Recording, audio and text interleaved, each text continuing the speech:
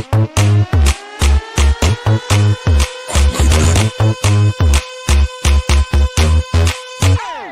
two, 1, 2, need my attitude. 3, 4, 3, 4, check my latitude. Ooh, I like that. Ooh, I like that.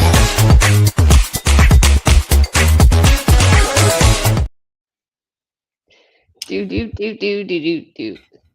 Hello, happy Wednesday. And I think next week I am going to try to change the color up, because when I'm on Go Brunch, when I'm on Zoom, I don't look as red as I do on here.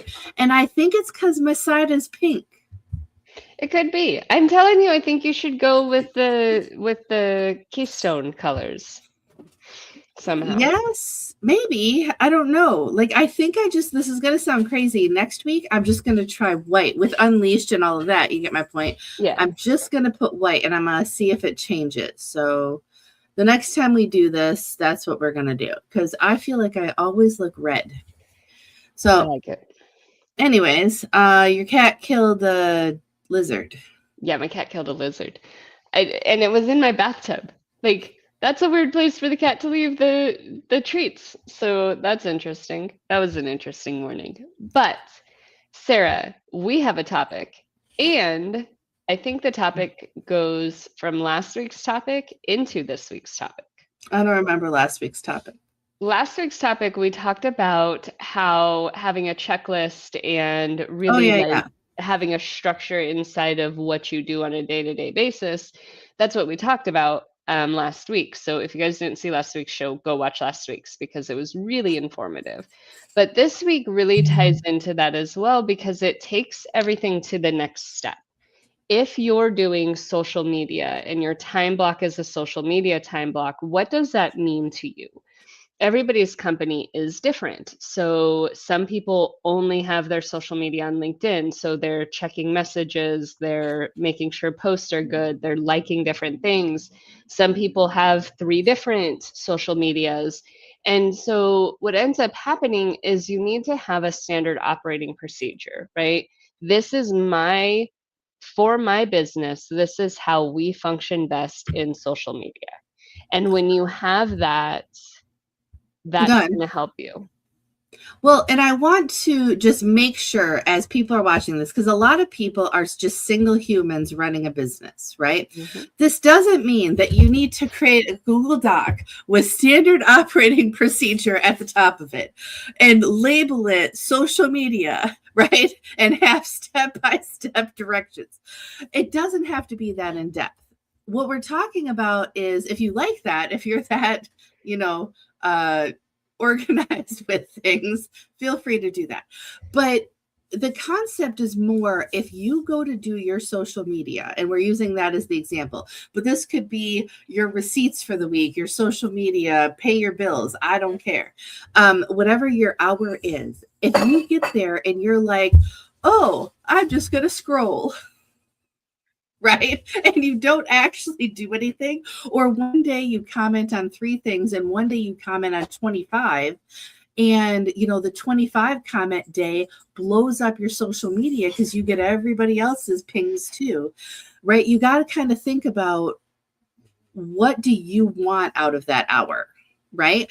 And as an entrepreneur, I think that a standard operating procedure could be 2-3 things on a short concept versus a whole, what people are picturing of, those binders we get at corporations.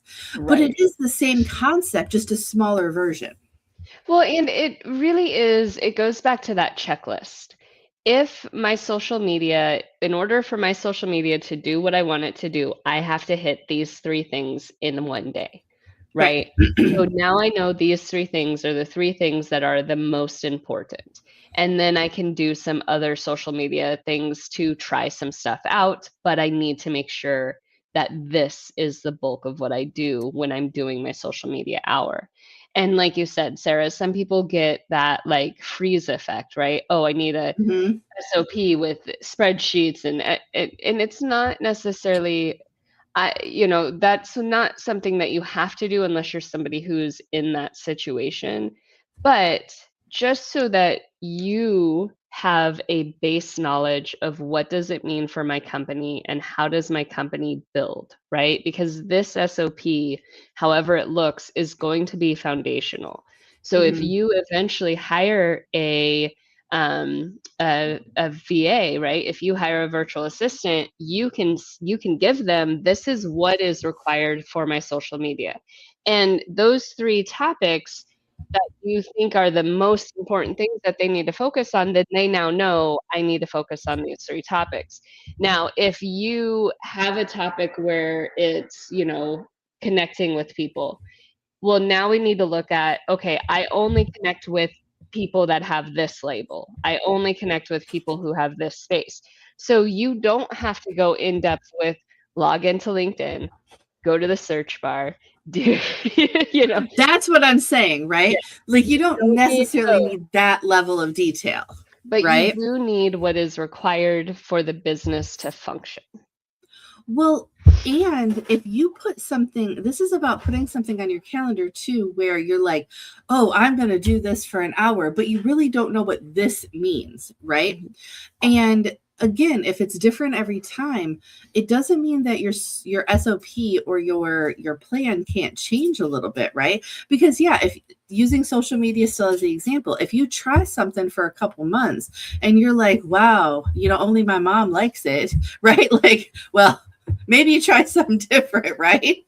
Um, but you don't want to change your SOP simply to every day. You want to change it with data, I guess is what I'm trying to get at, right? So if you're posting every day and the only person liking it is your mama, okay, then you need to switch that up. But you don't switch it up every day if your mom likes it. You switch it up after a month or two of saying, okay, I need other people.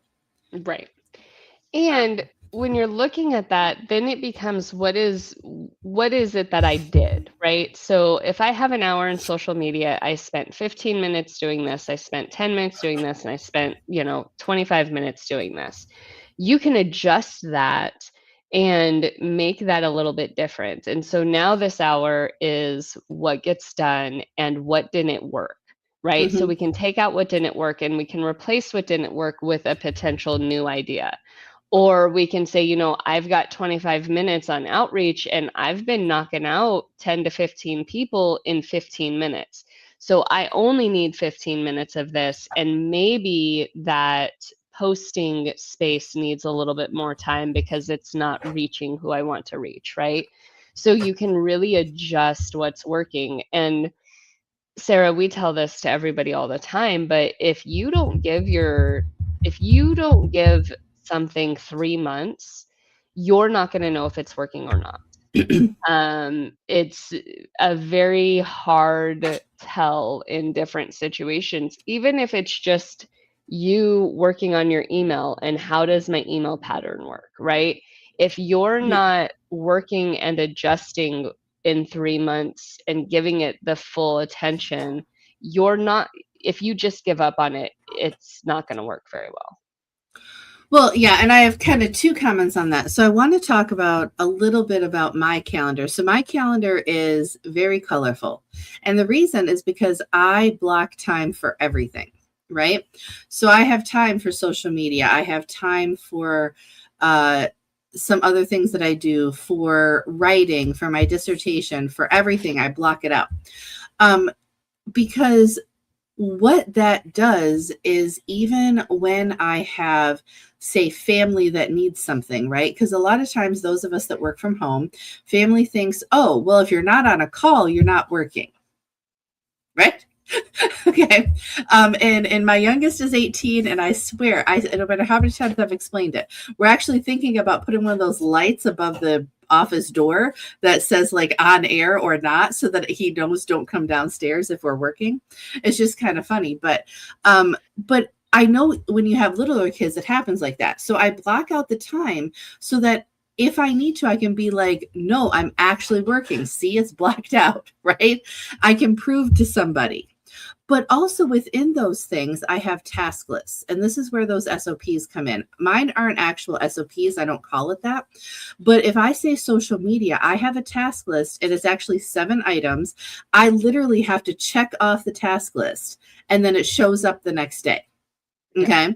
Because and I have to do all those 7 things. And that's how I handle it. Right. So if I do these 7 things, I solved my hour block or my 30-minute block or whatever it is. But to your point of trying stuff for 3 months, 90 days, I want to talk about, and this is not a plug. I mean, it is a little bit. Go follow my Substack. Yay. But my Substack, right? I started it last September. Well, I went all in last September. I put a few things out there before that, but I was all in September. And, posting 2-3 times a week for an article, multiple times during the day, I got like 3 people. They weren't my mama, but they might as well have been. You get my point? And this, I ended up then with 20 people, but the same 3 people were the ones that were liking or commenting. And most of the time, and this is not a diss to anybody listening, but I had to remind people, hey, go like stuff, right? And now though, I know it seems like a long time because I say that was September, but I'm now to 80 subscribers, 81 as of this morning. And somebody posted something the other day on Substack, and it was it was a quote. 34 people, I only have 34 followers on Substack. I need to figure out how to grow this. And then the guy commented after that, he's like, if you had 34 people show up to your house every day just to hear your thoughts on something, wouldn't that be pretty cool? Right. And I'm like, dang it, that is pretty cool. Right. Right. And that's what you got to start thinking. That's why you give it time. Right. Because if you base things on a week or even just a couple of months, I didn't base that September through December because November and December, people are thinking about holidays and things, and nobody's thinking about let's follow Sarah's Substack. Right. So I actually gave it through to Q1. Right. And I'm glad I did.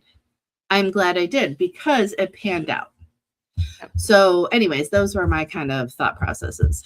Well, and so with your checklist, right, and like you said, you don't call it an SOP because it's your task list. That's what you're doing. That's something that you can hand to another individual and they can do it. And yes, that's one exactly. of the things that we really need to understand is as entrepreneurs, yeah, we do it ourselves, but the goal is to have a virtual assistant. The goal is to have other people who do the behind the scenes so we can do the business part, right? Mm-hmm. If you're a landscaper, you want to be the person who's planting and building the grass and doing all of those things. You don't want to be the person handing out flyers and, creating those flyers. You're probably more handsy in the yard and in you want to do the design work, not the invoicing. Exactly. And so when you can build that, like you said, those are my 7 things. This is how I know that my social media goes. And so now once you're ready, you can say, okay, here's my 7 things that I do in social media. And maybe you pay somebody $100 for the month to do that on a weekly basis, right? And so as you start to grow, you can then entrust what you've built and what you know. But then also, because you know those steps so well, when they ask you a question, you've got the answer. That is true. And again, I stress, Brittany just said mine is not a SOP as in I don't call it that, but very easily I could cut and paste this checklist into a document that's also a checklist that anyone could follow. Yeah. Right. This is just my process. And a lot of people use different things, right? What's it called? Asana. And then there's Trello and all these different things. If you like Post-it notes, that's what Trello is your friend, right? Use Post-it notes, but do it the way you need to do it, but do it. Yeah. Because you will regret it eventually when especially the things you have to do monthly or quarterly and not daily. right? How many times, Brittany, have you went to do something and you're like, I haven't done this in a couple of months, and now I need to now troubleshoot my way through it because I don't remember what I did. I did it 2 months ago, but I don't remember what I did. Exactly.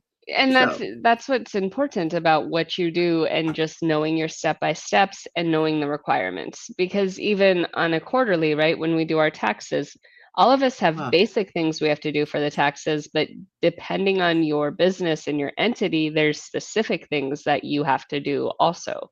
Or yes. if you have a tax person who does it, you just need that list of stuff to give to them, right? So manage, what does it look like for your business to survive, that's the wrong word. What does it look like Yeah. for your business foundationally to manage each of these things? And how does it work best for you? Because if a big SOP that's heavy with directions isn't something that you can simply follow, it's not going to be something you can hand to somebody. If you're a task list person, it's easier to hand them a task list and give them instructions on what those tasks look like. And so it really has to be something you personally can manage.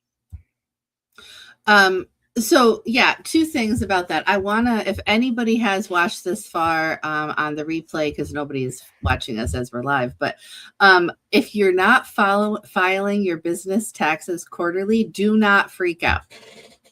Okay, do not freak out until you talk to a tax person. Not every business has to file quarterly. Some businesses can file yearly with your regular personal taxes. So I'm just letting you know, don't freak out if you're not doing that. And also, if you're not doing it, you're probably not making enough money for the government to care. So it's, they're not like taking you off to the pokey or something. You just got to do back taxes. So either way, don't freak out. Then I had a second thing. It was about what you were talking about, and I don't remember. It was probably the cure to cancer or something. Because That's okay, because I wanted to talk about your Substack and the conversation that you had on that. So when Sarah started her Substack, right, she gave everybody time. She understood it was the holidays, but she said something of, I had to remind people. mhm, This is something that we inside of the Keystone Network have really conquered, right? We have a LinkedIn group chat. We have text messages to each other where we are consistently asking people, hey, go to this link. Hey, help support this. We have specific people who will reach out to and say, hey, I posted about this and it's about a topic that I think you personally would really like. mhm. People think that if you ask other people to go engage or to go look at something, that you're asking for like this huge big favor or you're impeding on their time. But really, you're asking for somebody to support you and you're giving them the opportunity to ask you to support them. Because we can't, if your mom is the only person liking your things, then the rest of the world will not see it. But if you have other business owners who are liking your things and sharing your things and really working in that, then now other people are going to see it. And business owners are busy. So unless inside of their social media checklist, your name is there where they're going to go to your name directly and share your post for the day, it's okay to say, hey, can you please support this specifically? That is what people need to do. So everybody watching this, on every SOP you create, the bottom one should be engage with Sarah's Substack. Yep. Then I don't have to worry about anything. That would just solve all my problems right there. We're going to So, figure out how to hack into every SOP on the planet and just add that put, in. yeah. I'll put the link there too, so they don't even have to go find it. It just be like, right, this click. Yep, exactly. So That's that's not going to what's happen. important. But that's what's important, right? Is to Yes. also ask people for that engagement. And if you have an SOP and you're like, hey, can you read this? Have somebody else read it, right? Yeah. Because then they can look at it and they can ask you questions and you can, formulate, not change it to be what they need it to be, but change it to be something that's understandable, right?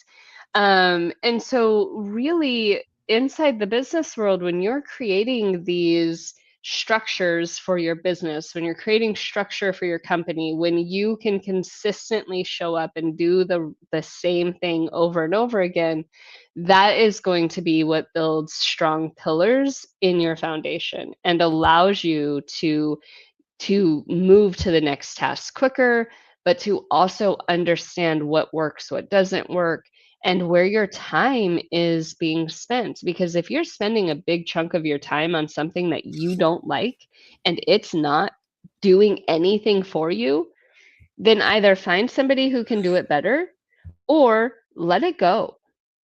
It's okay. Whew. I agree. That took talent. I actually muted myself so nobody had to hear my sneeze. But it was like super simultaneously. No, but 100%. And I think one of the things you said was making sure like somebody else reads it. And one of the things that I have realized over different facets of my life as I've built this entrepreneurial adventure is sometimes I've had people that were very supportive, right? Family and friends. Other times, questioning my life choices and telling me I don't have a real job. Okay. So if you have that scenario right now where you don't have somebody in your life to run some of this by, right? Like, would this work as an SOP? What is an SOP, right? Like if you've never worked in corporate America, maybe you don't know what an actual SOP would look like or what should entail.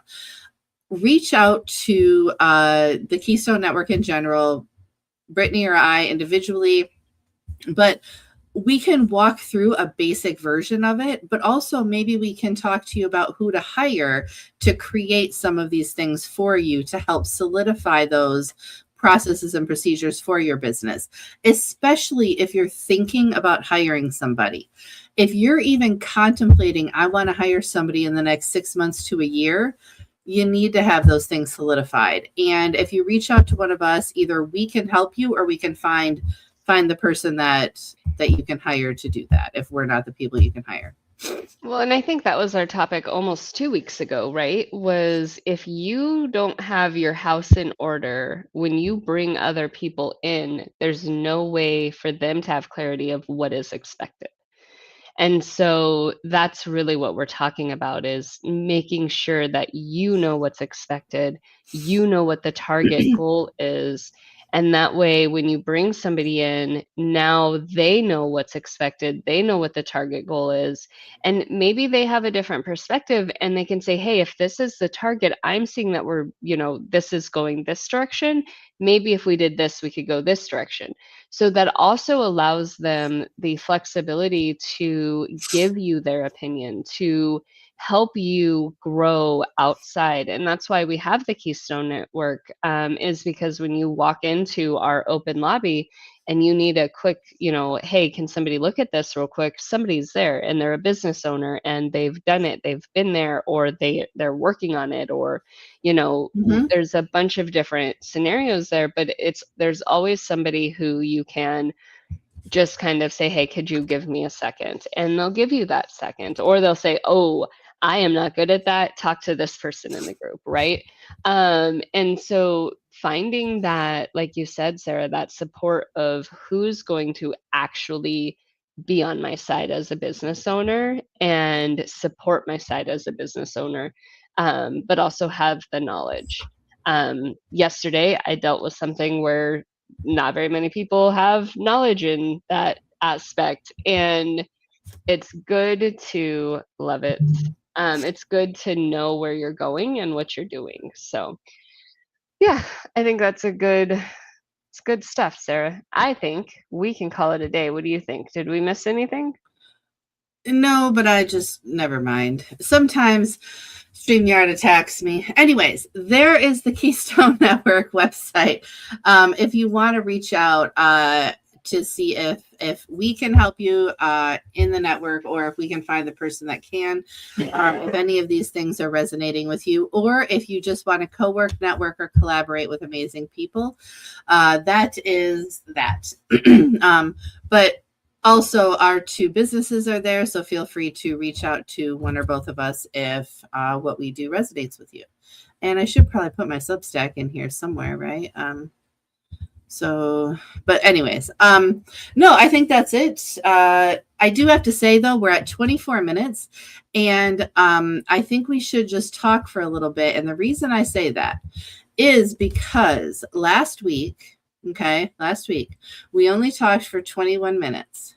Oh. Okay. And we did that on purpose. I don't know why, because I had to get off or something. But one of our devoted followers, Dominic, said that we owed him 9 minutes if we keep doing it not 30-minute long. And I don't want to add on to this by having to owe him another 5 minutes. Okay. So someday we have to do 39-minute because apparently we owed him 9 minutes.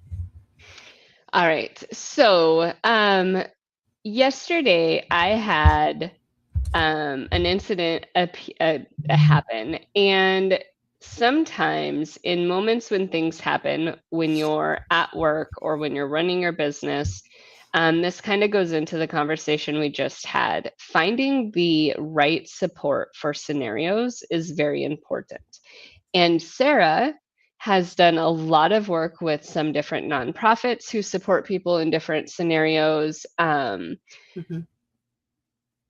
also, we talk a lot about being a business person and having your family question why you're not working a 9 to 5, right? We talk a lot about when we make decisions for ourselves personally that other people may or may not agree with.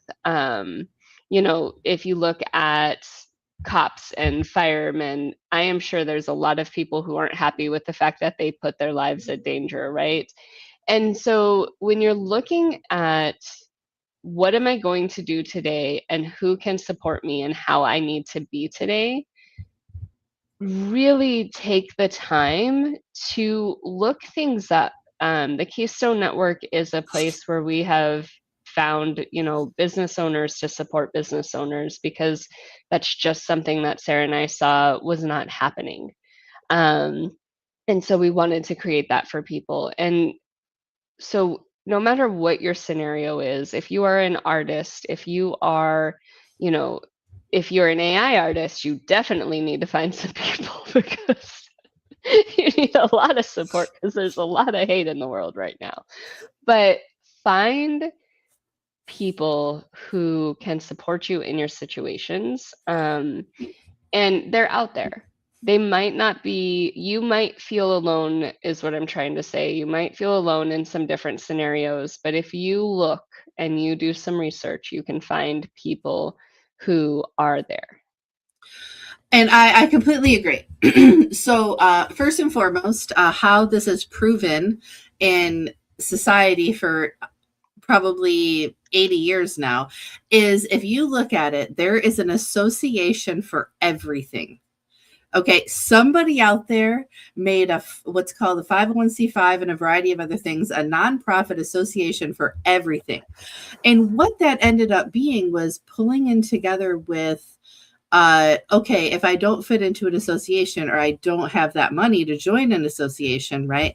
People started figuring out their own groups. And this is where, if you're not sure where to go, I'm saying go to Keystone first, right?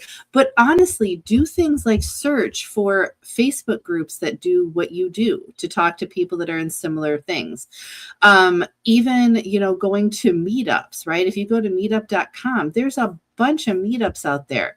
I mean, literally, if anything you want to do, there's probably a meetup. And for $5, you can start your own dang meetup. And you want to know what? There's probably 10 people just like you that are looking for somebody in that too, to have that happen. Last but not least, I'm going back to Substack, but it's not just about Substack. It's about, on Substack, you can find people that are writing about what you are going through, and just reading other people's scenarios of how they're going through the same thing can also kind of help with that feeling of loneliness, that I'm not the only person. So, and also, like, for Substack, for you, Sarah, you struggled with blogging, and Substack is where you blog now.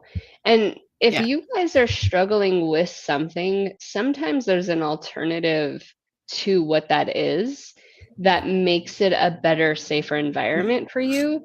And that's what that support looks like. That's what that research looks like. And I think it's all about language. It's how you talk to yourself and how you involve yourself with people who talk to you, right?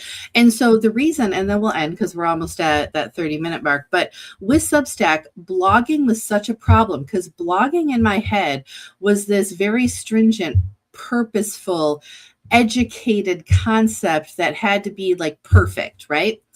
Substack calls them articles, right? Substack is like, here, write an article on a topic you feel like today. And it's like, I could do that, right? And it's a word. It simply just made it a little less weight, right? And so find that place that takes away the weight. And I mean, like, weight's not, you still have to go to a doctor and wait. Sorry. I can't help that. But all right. It has been 30 minutes. That was a great end. And I hope, Dominic, you watched to the end. So I'm taking back my 26 seconds. So now we only owe you 8 minutes and 30 seconds. No, we're at 30 and 40 seconds. Yeah. Oh, see, we could just keep talking. No, I'm joking. All right, everybody. Count the minutes. All right. Just sit here and stare. No. All right. Bye, everyone. Bye.